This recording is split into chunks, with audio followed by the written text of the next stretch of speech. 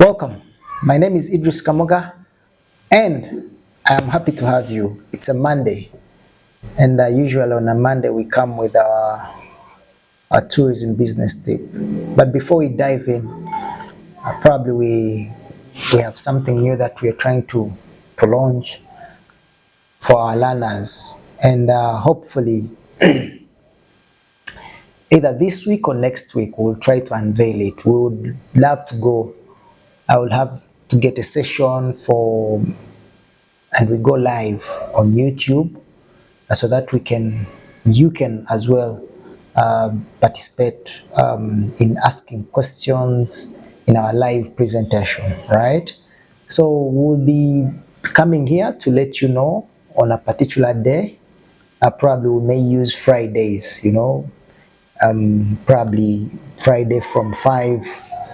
But you can advise us which would be the best time. What could be the best time for you, our learners, are best for that the YouTube live session, and probably we'll take your feedback and we'll adhere to that and see how we can get live questions from you and you can get live answers, and it will be an online, you know, engagement. So basically, that's what we're preparing for you, but we thought we could come to you and then let you know of that, and you could let us know when would be the best time for you guys to be online so that you can be able to be part of this interesting conversation in as far as tourism business is concerned. All right. It's a Monday, like I said. It's when we get into our short business tourism business tip. And today we want to come to you with something that is very common. I have seen so many people, whenever they are asked, why book with my company, right? Even when we go for trade shows and you have all these literatures also displayed on your website, right?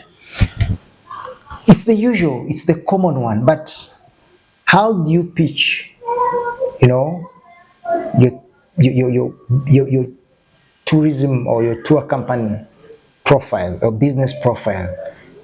How do you make it a bit unique and, to the pitch? And today is what we want to, to compare notes here and there. And you will go back to your website, for those that have got Safari websites, and you look at your about us and look at your why people would book with you. Why are you telling them to book with you? You will find that you've not diverged from the majority, which is not bad, but I feel there are more core things that you can pitch on, to grow your sales, to grow your clients' confidence in your Safari agency, something like that, right? So we want to start with the first points of where you will be able to, the first 5 points that the old style, right?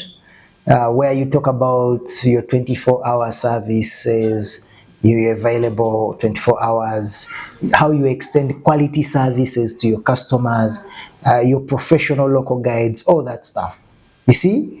Your quality, your good itineraries, your best experiences. These are some of the things. You being an auto member or a cattle member or a turtle member, these are the usual, anyone who has joined tourism for serious business, these are the lines, right, that someone would show or would actually ask the, will tell the market. But we want to prove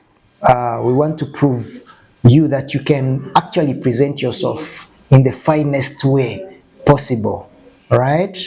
And we want to give you some of these five, maybe it somehow, and they will impact on your sales, right? So talk about increased flexibility. Now for increased flexibility, you can wrap concepts like reduced deposits and some of these things that we've talked about, right? We've brought them to you before.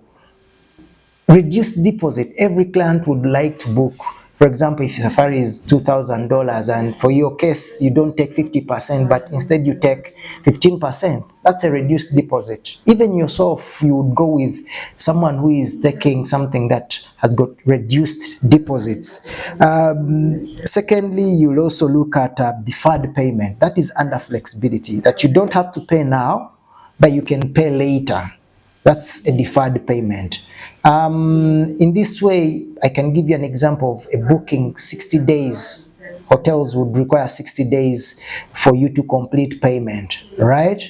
But your deferred payment, you can say, you can pay your final balance at 10 days, at 10 days in that case to the safari.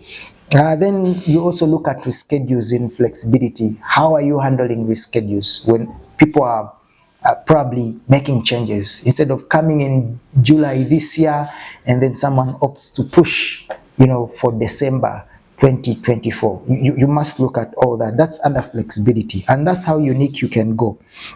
Then the other thing is minimizing financial loss. No one is talking about minimizing financial loss, and yet clients really want minimizing their financial loss on the side in terms of cancellation policies, all of that stuff.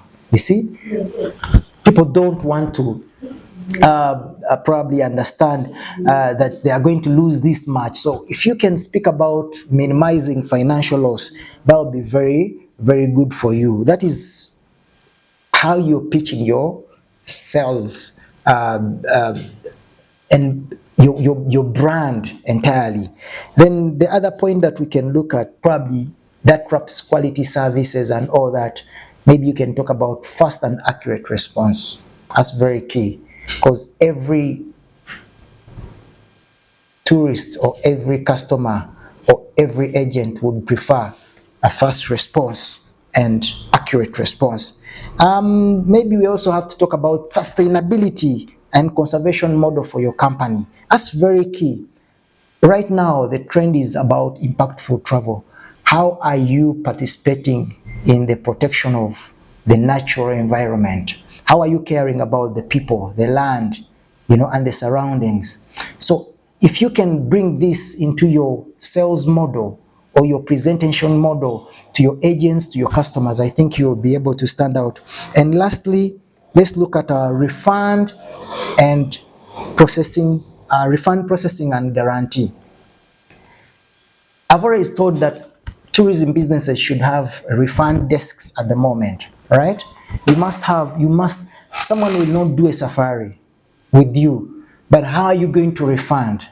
He has missed out some items here and there, and true, he's asking for a refund of $4,000. Are you going to take it? Are you going to be hesitant to provide that? So if you can all have these in your sales point, trust me, and these are far unique from what you've had us presenting to you before. So take all these into considerations.